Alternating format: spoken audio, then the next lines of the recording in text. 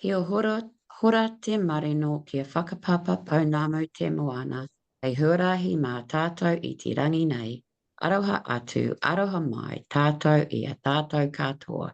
Uye, ake.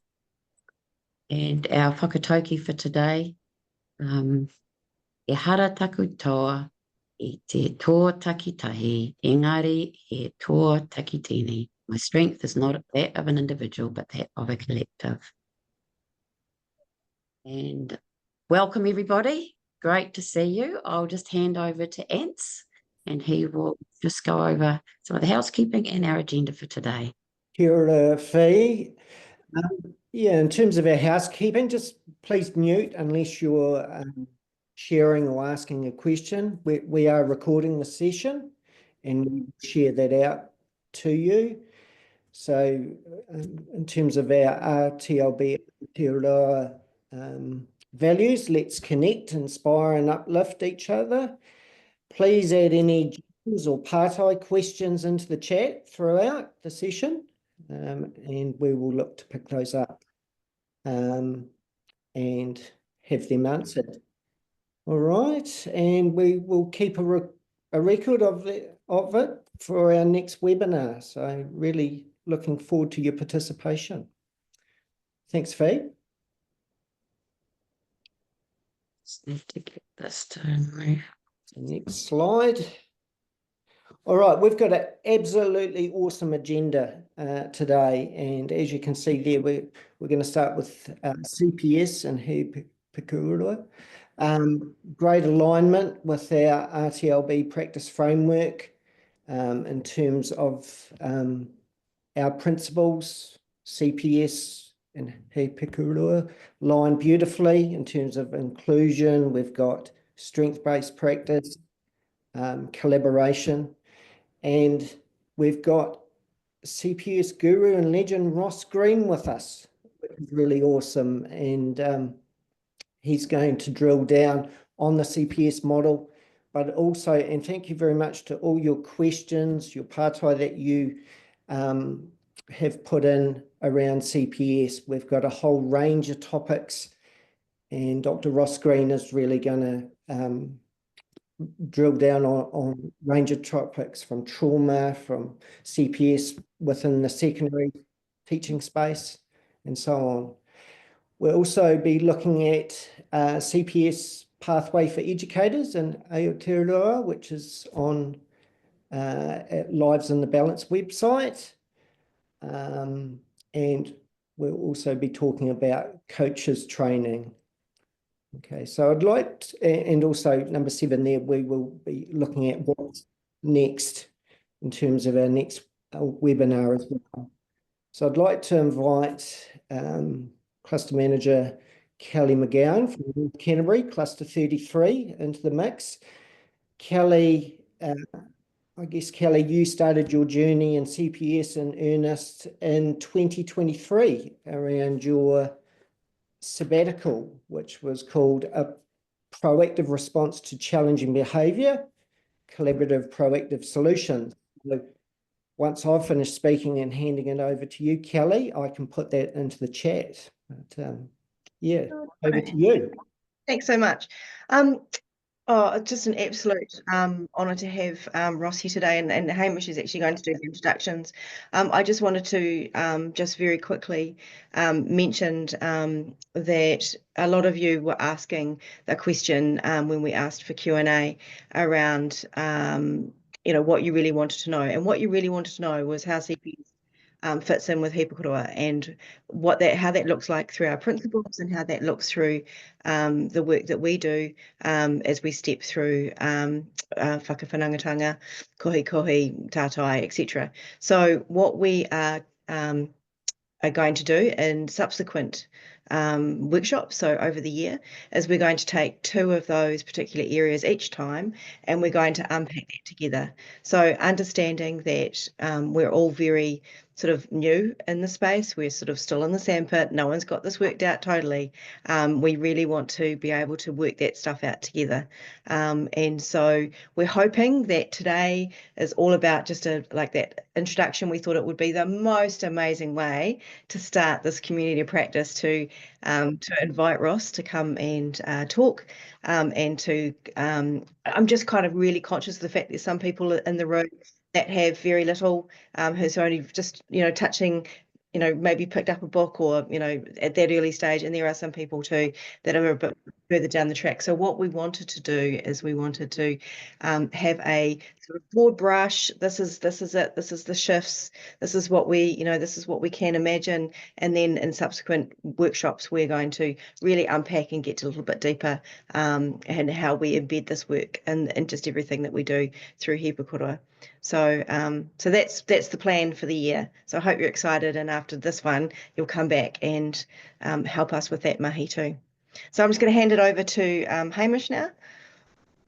Ngā mihi nui, Kelly. Kia ora koutou. Oh my gosh, this is a profound honour. Like others, I am a CPS superfan. The opportunity to move away from focusing on behaviour to skills and unsolved problems is very alluring. Asking the kids, believing that kids do well if they can, meeting kids where they're at is like a no-brainer, right? As the founder and godfather of Collaborative Proactive Solutions, Dr. Ross has been exceptionally generous to us Kiwis in supporting us to roll it out. I still pinch myself every time he emails, "Oh, we're talking online." I was like, he's actually here. He may have ended up being a musician, playing piano in bars. True story. But luckily for us, music's loss is our gain. E te whānau, I give you Dr. Ross Greene. As you all can tell, Hamish has it bad. But that's good. What I thought I would, first of all, very nice to be with you all. I was just in New Zealand, but all too brief, as you have probably heard, because New Zealand's a relatively small country and word gets around. But this trip, I became a fan of the Auckland area. We stayed in Takapuna, and nice, very nice. Better than staying in a big city, I feel. But it was all too brief, as usual. What I thought I would do here is orient my initial comments to the unfamiliar. So this will be a bit of review for the already familiar. So bear with me if you are an already familiar person. Let's jump in, and then I'll cover a few questions, and then I think I might rely on Kelly and Hamish to keep an eye on the chat to let me know if any questions come in while I'm speaking that I can answer as we go along. And then we'll talk about New Zealand specifically, which I understand is going to be what you all are going to be doing in every session after this one, which is phenomenal. I will say, just as an intro, I can't, and I get to speak in countries all over the place. I can't think of a country for which CPS is a better fit than New Zealand.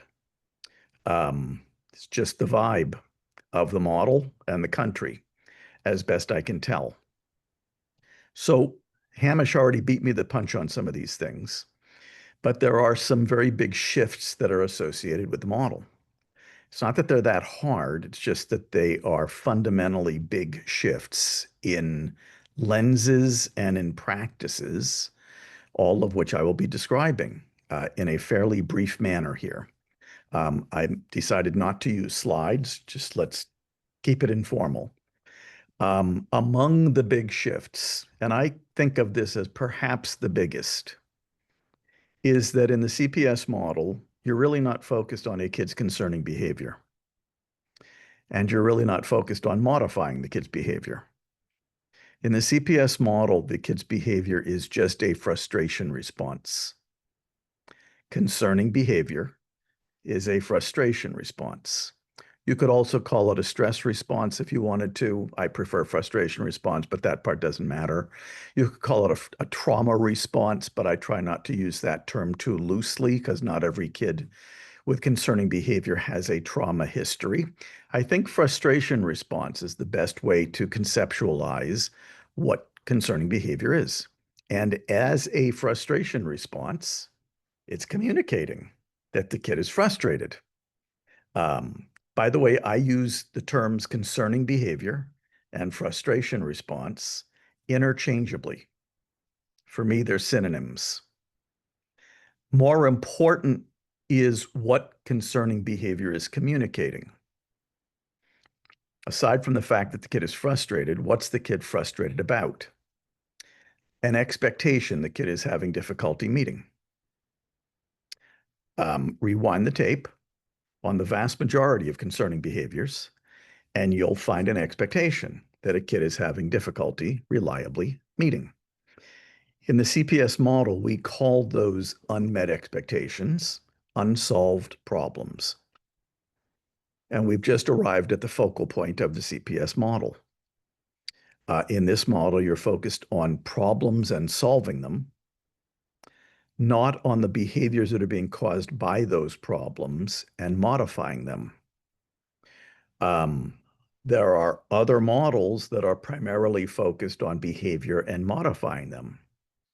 That's not what you're doing in the CPS model, because in our view, if all you're doing is modifying behavior, all you're really doing is modifying the kid's frustration response, but you're not doing anything about what the kid is frustrated about in the first place.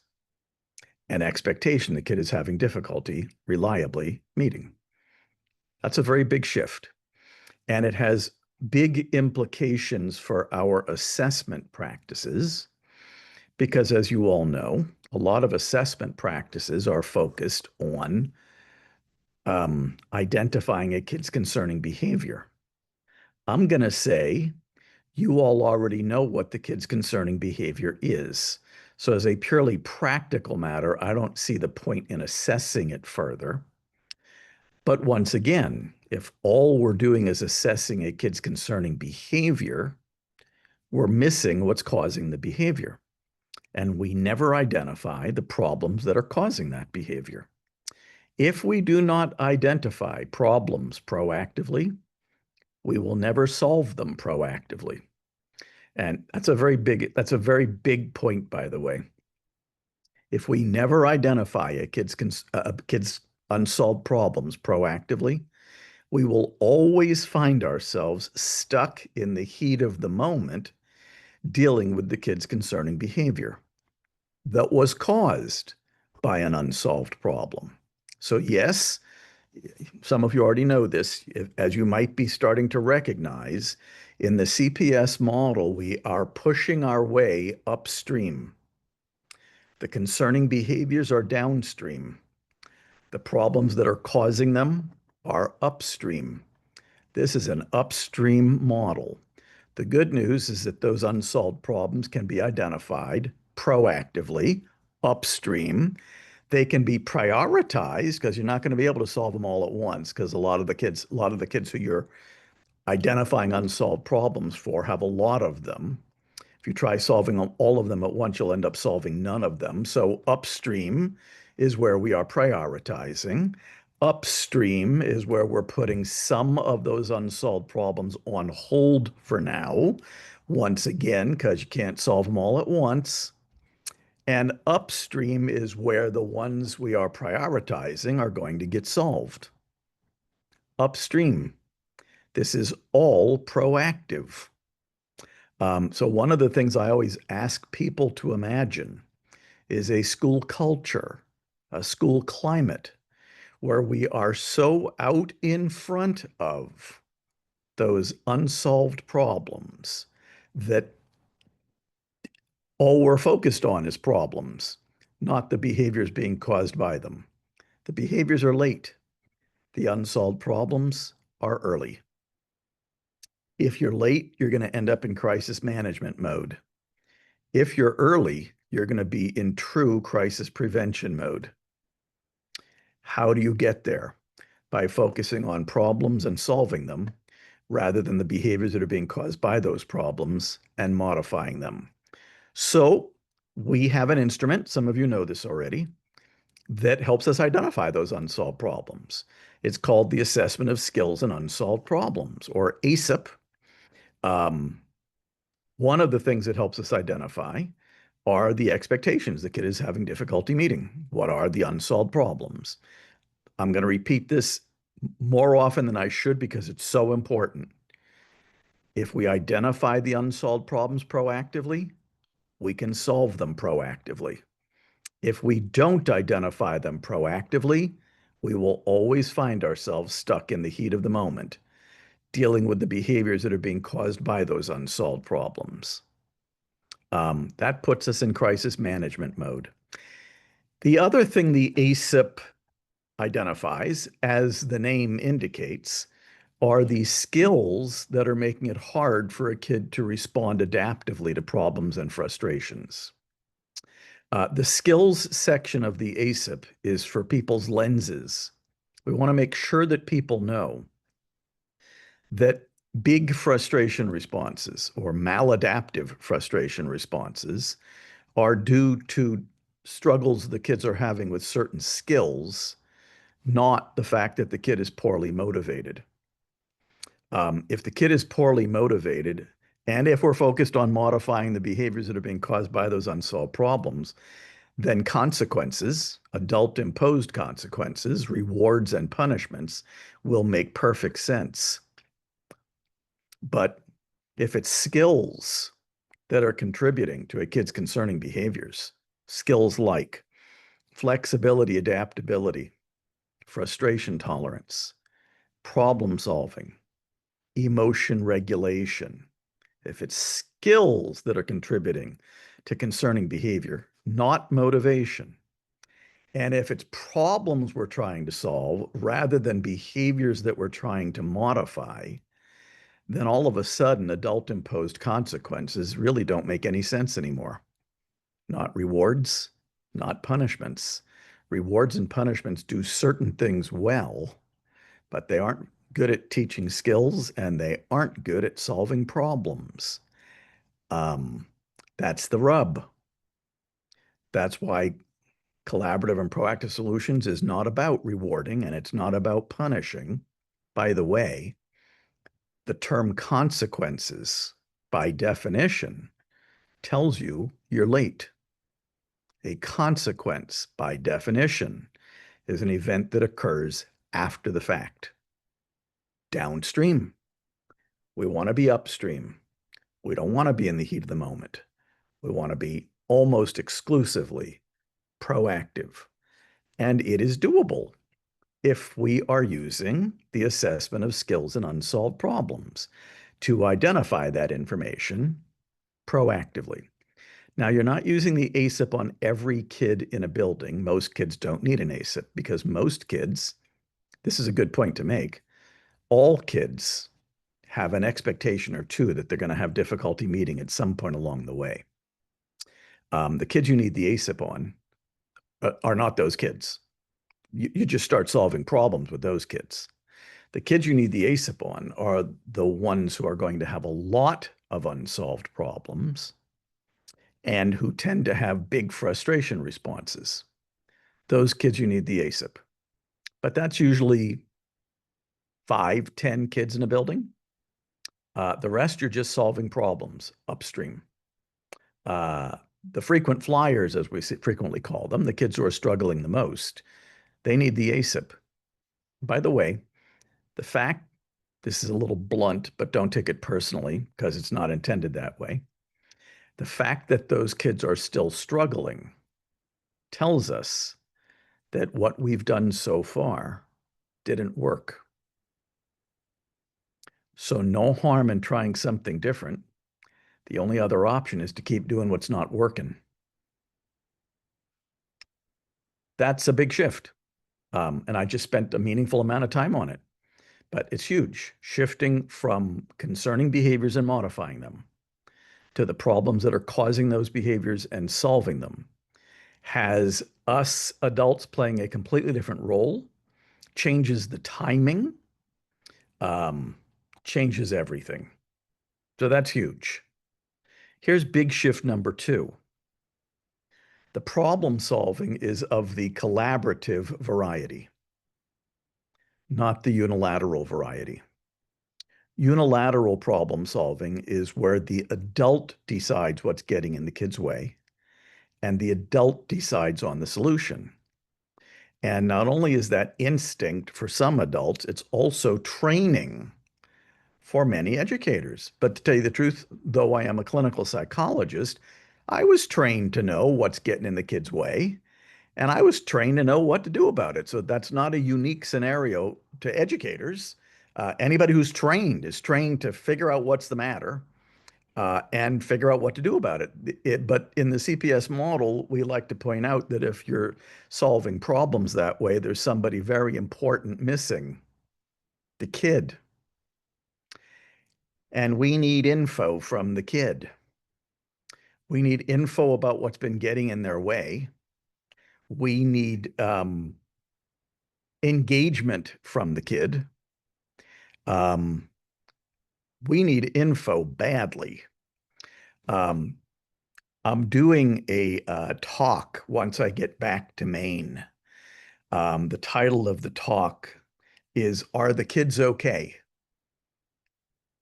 And it's me and a medical doctor talking about all of the pressures that have been added to kids' lives since we were kids. Boy, oh boy, is it thick. And the point that I'm going to make is, surprisingly, most kids are okay. Not surprisingly, more than ever aren't okay. Most are, more than ever aren't. And there's so many things that I'm sure you're familiar with this book, The Anxious Generation, that has been selling like hotcakes over here. I'm actually skeptical. There are definitely more anxious kids than ever, but it peaked during COVID. The angle that is being taken in that book is that it's due to overprotective parenting and social media. That part I'm less sure about, but I am quite sure that there are lots and lots of things for kids to be anxious about these days. Way more than what I had to deal with when I was a kid. That Columbine hadn't happened yet when I was a kid. 50% of American kids are worried about getting shot at school. Some percentage of those have actually made out a will. Can you imagine? I don't know if you all are familiar with the case, and you probably worry about this less in New Zealand anyways.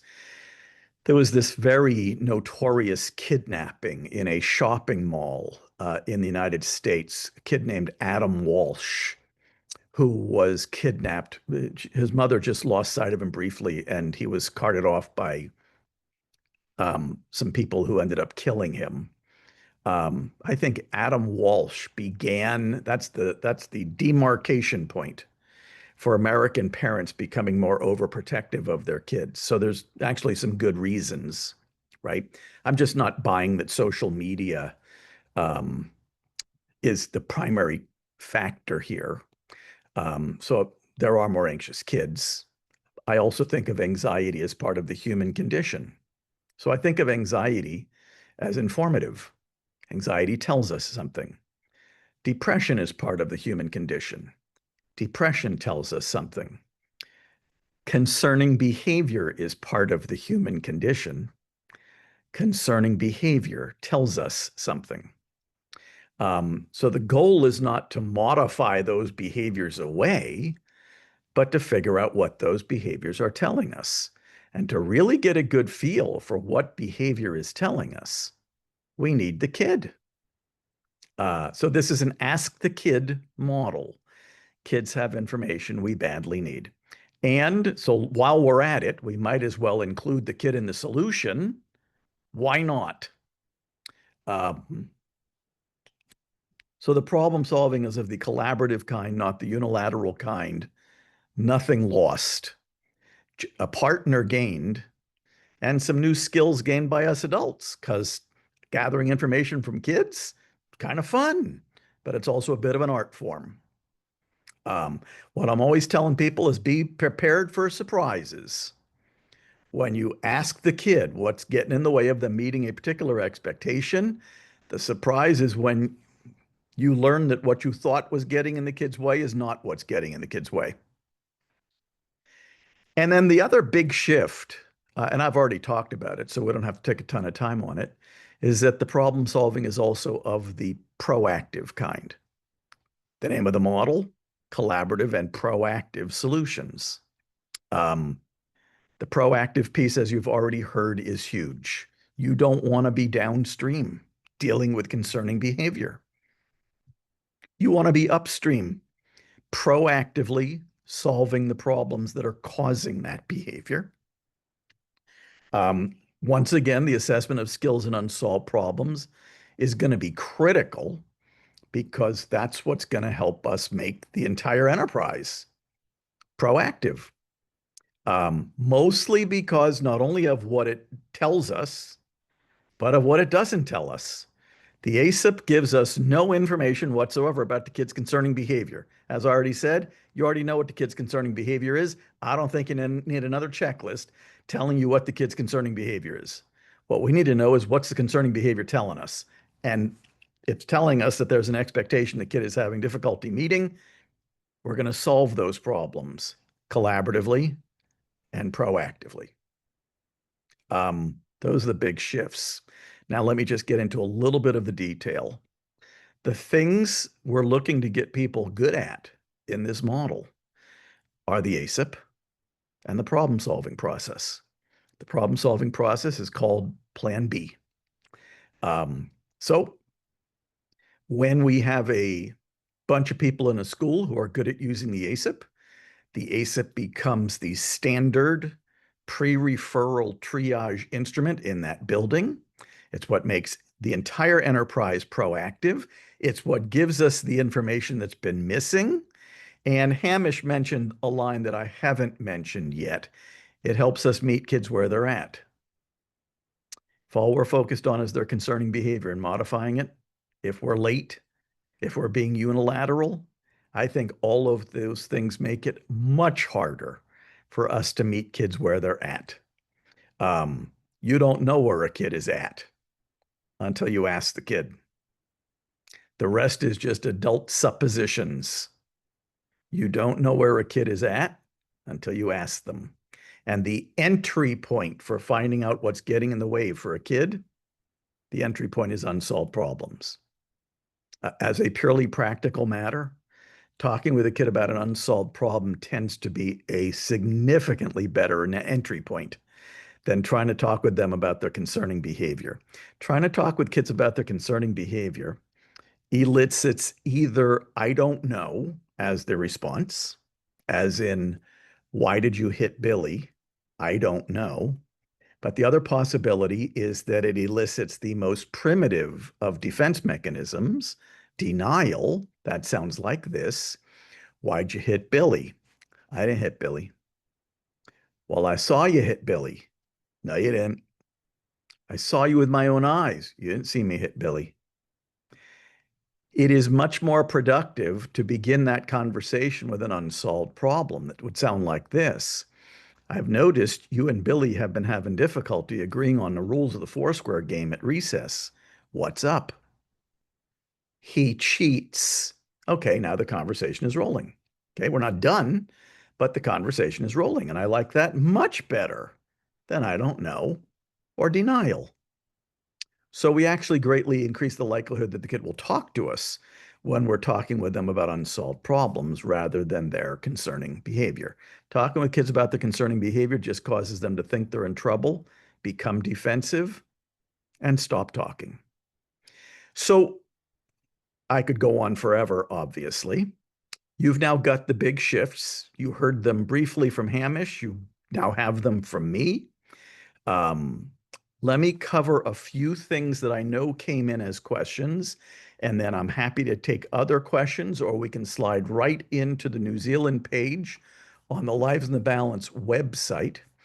One of the questions that I have received is, are there any tips for working through a CPS process when it isn't a school-wide approach? Here's what's interesting. Schools get to decide how school-wide they want to be. That's the school's decision, right? Often this does not start as a school-wide approach. Now, because of some of the resources that are on the New Zealand page, it would be very easy for us to familiarize everybody in the building with the CPS model, because as many of you probably know, there's a free 45-minute video on the New Zealand page that is there for the sole purpose of introducing people and familiarizing them with the CPS model. So that's easy. That's familiarization, though. I don't know if I would call that the whole school is implementing it all at once. Truth is, that's not usually how we start.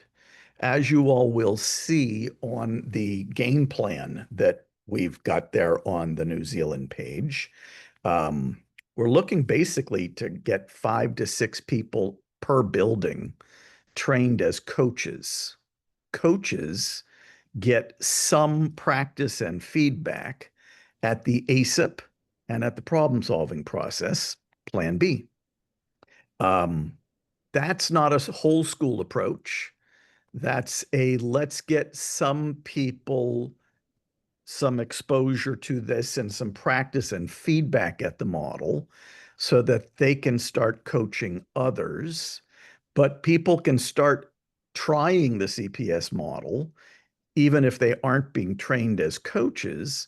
So, how fast or slow a school wants to go, that's up to the folks in that school. They get to decide. But in terms of coaches, we're not getting the whole school good at the model at once. We're getting 5 or 6 people in the building, exposure to and practice at the 2 key ingredients of the model, the ASIP and Plan B. The goal is then for the coaches to help other people. Now that the coaches have some experience, the coaches will help other people get their feet wet with the model. So I would call this more of a starting slow approach than a try to get this done in one fell swoop approach. I like starting small. So there's the answer to that question. I think the way to start is small. Let's get some people's feet wet. Let's get some people cooking with it. And then it'll go from there. And if people need more support, we'll make sure that they get it. Those coaching sessions are 6 weeks in duration, 1 hour per week. Another question that I'm seeing is, would this look any different in a high school than it does in a primary school? In terms of how it starts, the answer is no. You're still getting people familiarized with the model. You're still encouraging them to give it a whirl without taking it too seriously. You're still trying to get some people in the model, exposure and feedback to the model, practice and feedback with the model. The difference is that high school teachers tend to have a lot of kids, and kids in high schools tend to have a lot of teachers. So that is a logistical factor, but it doesn't have a major influence on how we try to get the ball rolling in a building. It has an interesting influence logistically, especially when it comes to prioritizing which problems are going to be solved first. If a kid has 10 different teachers, generally speaking, we limit the number of unsolved problems that we're going to be working on with a particular kid to 3 at any point in time. So that's just going to be an interesting logistical factor we need to deal with in high schools, but it doesn't really fundamentally change much about how we're rolling it out in a building. We're still trying to get some people in the building, practice and feedback at the model so they can sit side by side with people to help them practice. And then another question I saw, any special considerations when working with students who have experienced trauma? I don't think of kids with trauma histories as a monolith. So, and CPS is considered a trauma-informed model of care.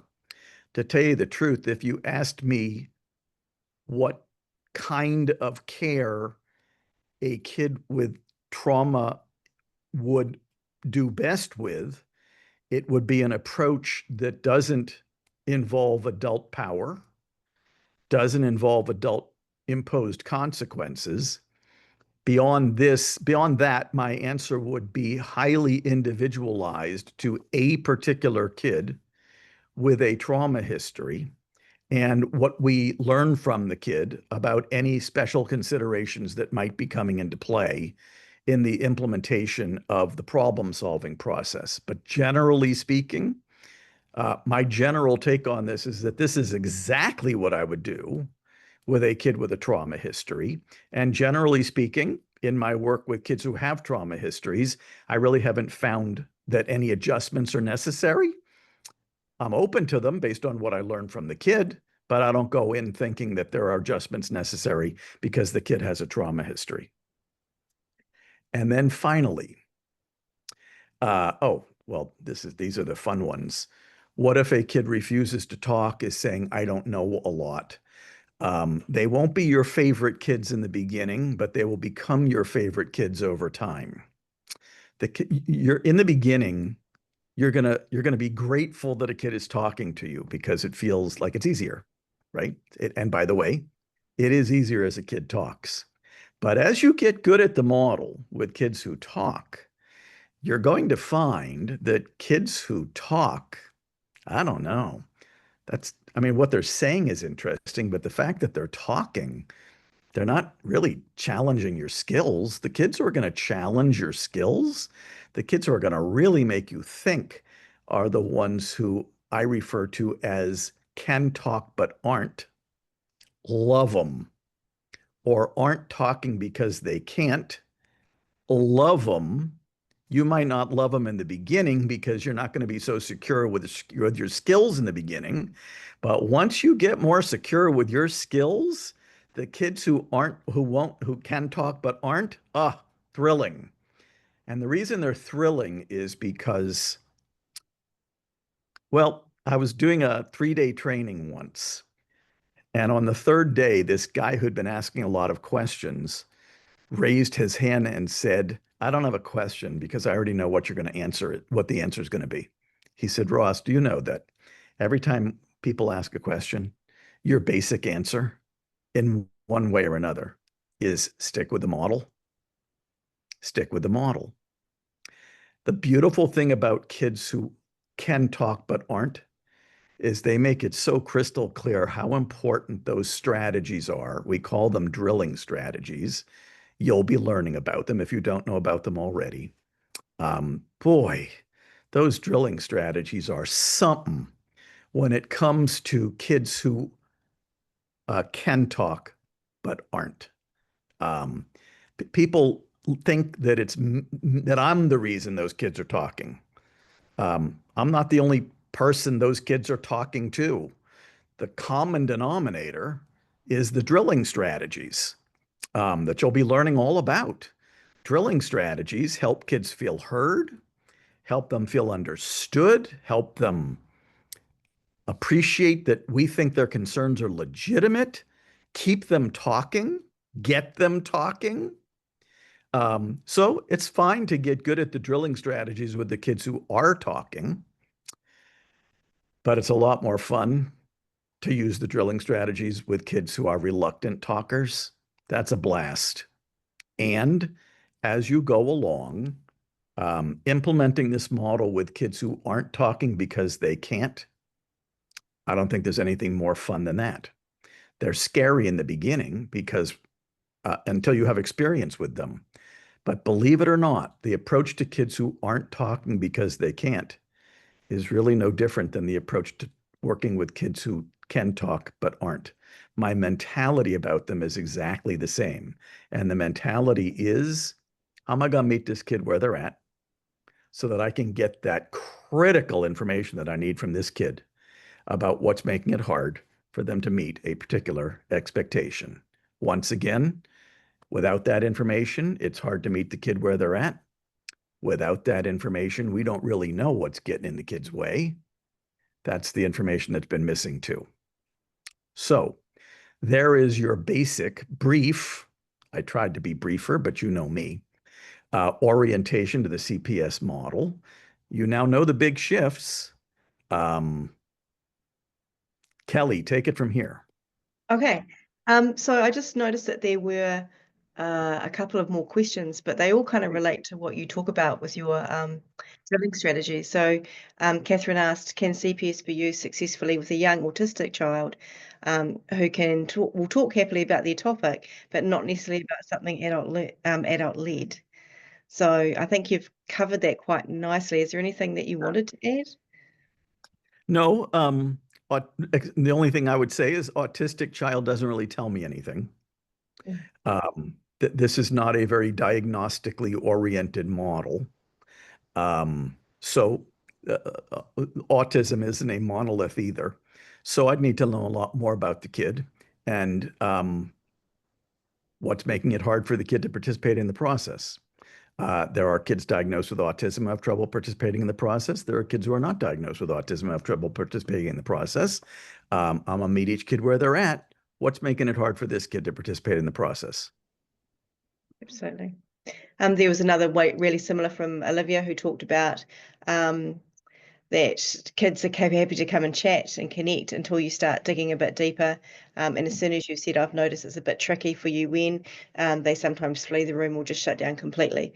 So I guess it's coming back again to how we're setting up those conversations, what we're leading, what's the plan B, the unsolved problem and how we're leading into that. That's all of that, and that comes with skill and practice. It does. I have certainly had kids who, one is memorable. Her father is now on the board of Lives in the Balance. But in my first session with her, and I was told she was a handful, she was sitting in between her parents on the couch in my office at the time. And the beginning of the conversation was about Barbies, and she was happy to talk about Barbies. And then I slowly segued into difficulties she was having at school. And almost instantaneous with the topic changing, she took her fist and clocked her father across the chest. It was hard.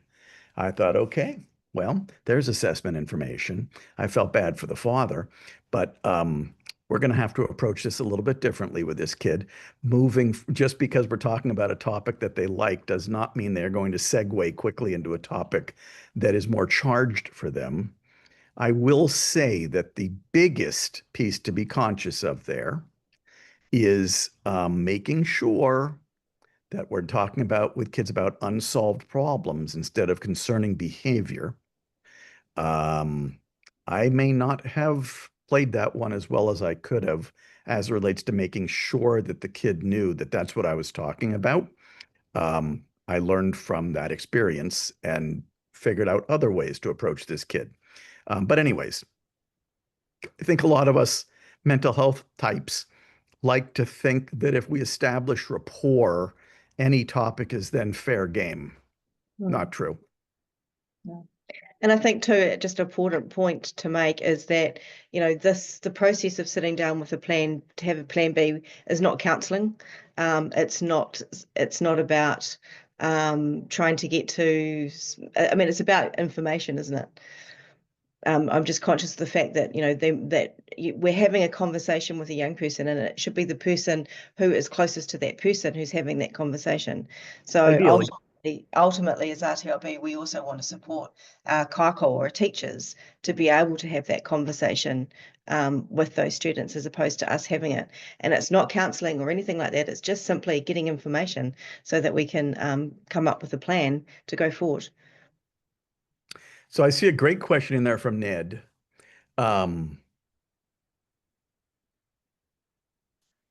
Ned is asking, are RTLBs the appropriate people to do Plan B with students? In the beginning, The ideal person to do the plan B with the student is probably the person who has a decent sense about what they're doing. Now, that doesn't rule out people giving it a whirl. But if an RTLB feels like they have more experience and a teacher feels like they'd like to see it being done first, then the RTLB might be the ideal person under those circumstances. No hard and fast rules here. Nothing to be said against the person who's not done this before giving it a whirl. But under certain circumstances, I can see the RTLB being the person who takes the lead and having the other adult sitting in just so they can see what this is like. That's actually a very good training model. It all depends on the scenario, the person's comfort level with giving it a whirl on their own, how much they want to see before they take it on themselves. People are different. No hard and fast rules about that. Now, if you said to me, Ross, what's your fantasy? It would be to have every RTLB in New Zealand good in this model. That would be a very good way to get the ball rolling.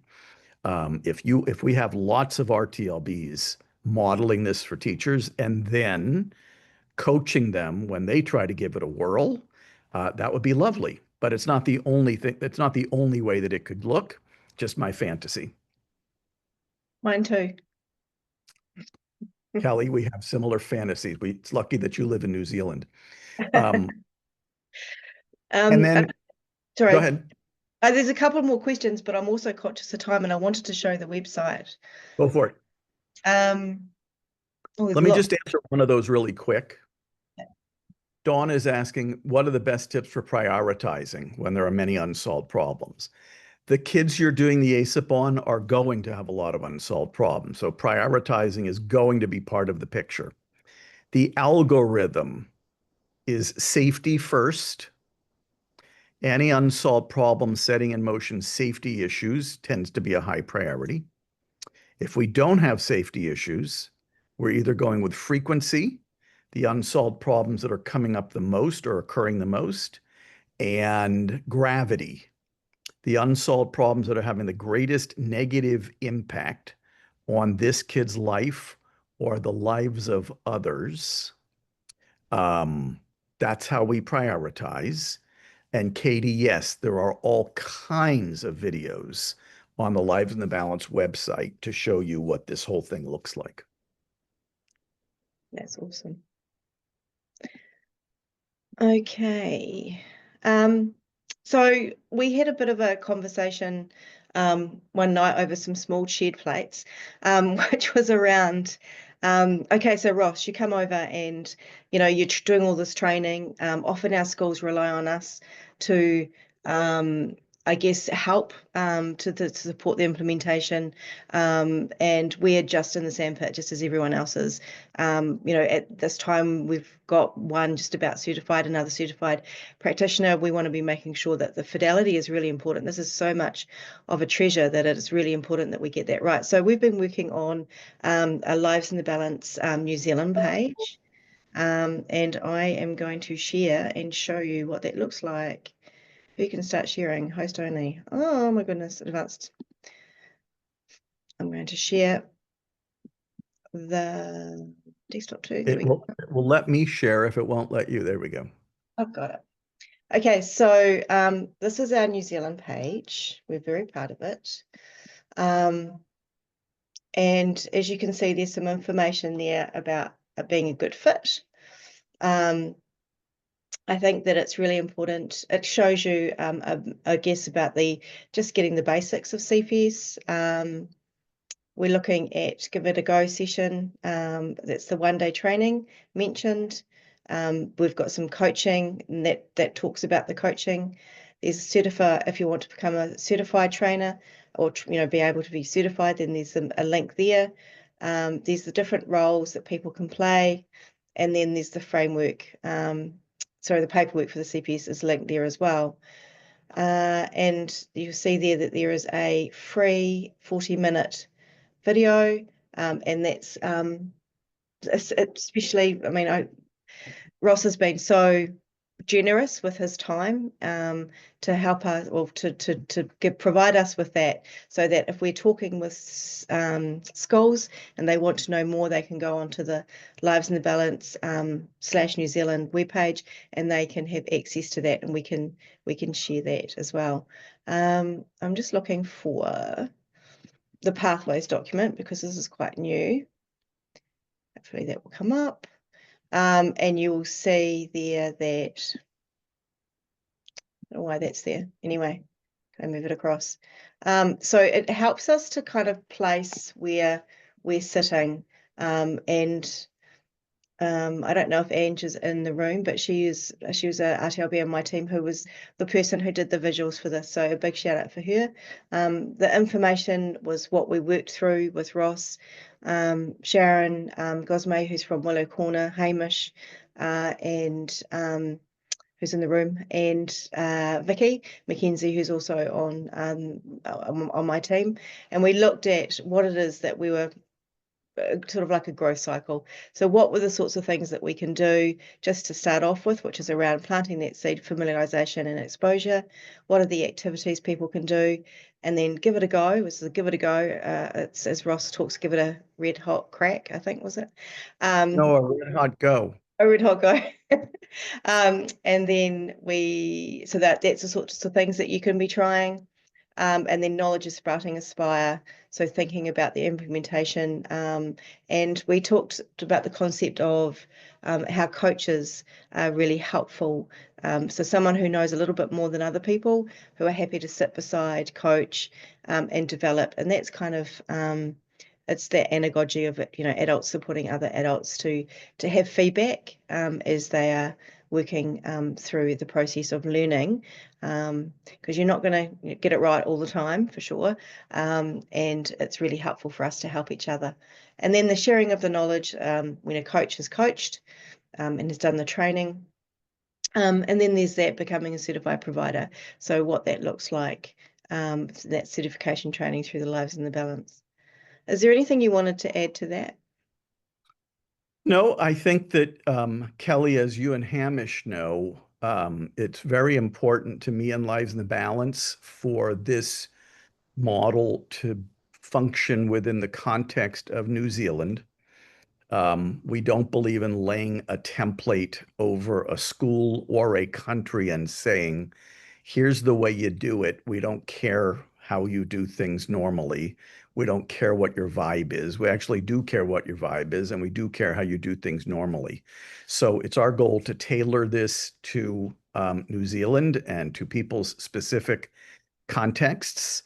And the whole process is, although we've laid these structures out there, it's an organic process. So if a school needs more, we can give them more. If there are RTLBs who want a little bit more but don't want to get certified, because certification training is 24 weeks and it's intense. But if people want more, we will do everything we can to meet the needs at an individual level. We want to make sure that this works. I think it's an important point too that as RTLB we often get called on in our schools, and you may have read the book, you may have done some ASAPs.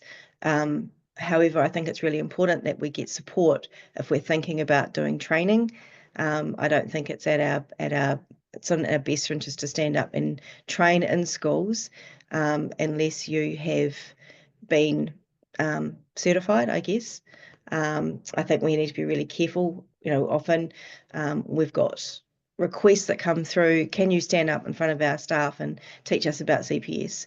Unless you're certified, I'm not sure that that's a great idea. And we need to support each other as we build the CPS movement, I guess, across Aotearoa. We're all sort of at that grassroots. We need to support each other to be able to do that with fidelity, because we're really good at doing things okay, but we don't want to be doing this okay. We want to really be building it up and making sure that it's quality. So I just wanted to place that in front of us around the progression. And until we have And we'll have a meaningful number of certified providers in New Zealand soon enough. Until then, there is the 45-minute video on the New Zealand page that would probably I know that live is better, but that 45-minute video is a very good way to get a school oriented to the model. That's why we created it. It's free. So hopefully that will stand us in good stead for now, as we're getting geared up with some people who are certified providers. Hopefully. All right. And on that, I'll pass it to Dawn. It's my pleasure, Ross, on behalf of the RTLB service. I must thank you for your support, your enthusiasm, your connection to our role in Aotearoa, New Zealand. We are unique, but we all share the same goal, that we want to do better for our students, particularly the ones that have many unsolved problems. We need to listen, not be late. Behind the scenes, with the support of the RTLB, you've aligned our model, our He Pikorua framework, to your collaborative, proactive solutions model. This means a lot to us, and it helps us to continue to stay connected, inspired and focused. You've really appreciated and valued here in New Zealand. We hope to see you again, in a necessity to come back and finish some more work here. Thank you also to the CPS Professional Learning Network, in particular to the leadership from Kelly and from Hamish and the other people that have worked together to make the model that Kelly's just shared. We really appreciate the great work that you've done, and we're really excited about the next steps and getting more people through the coaching so that we can spread your work and do better for our students. So ngā mihi nui, thank you so much. We're going to do it. Thanks for that, Ross and Dawn. I'm here just as part of the RTLB Aotearoa Professional Learning Network to ask you to connect. Remember, tell somebody about RTLB Aotearoa Professional Network. Inspire, read and reflect on the pathways for educators Aotearoa that you've just seen, and watch the 45-minute video. Uplift. Remember to reframe a student's behaviour. It's amazing when we start using the language of CPS. And our next session is on the 25th of June, and there's a registration link which you will also find on our website and in the group. So thank you. And there is a QR code. I'm pretty sure you'll get sent out this PowerPoint, so you'll be able to do that, which joins you direct to the CPS group on the website. Thanks very much, Louise. Take care, Thank you so everyone. much. So I will just close, and yes, thank you from me to Ross for your time. I know you've got a lot going on, and we really, really value how much you have contributed to Aotearoa landscape for our most vulnerable ākonga. I will just close. Kia tau te manaakitanga ki runga ki tēnā o tātou. Kia piki te ora, kia piki te maramatanga, kia hoki pai atu, kia hoki pai mai, tūturu whakamaua, kia tīna, humie, huie, tāke. Tā ki te o.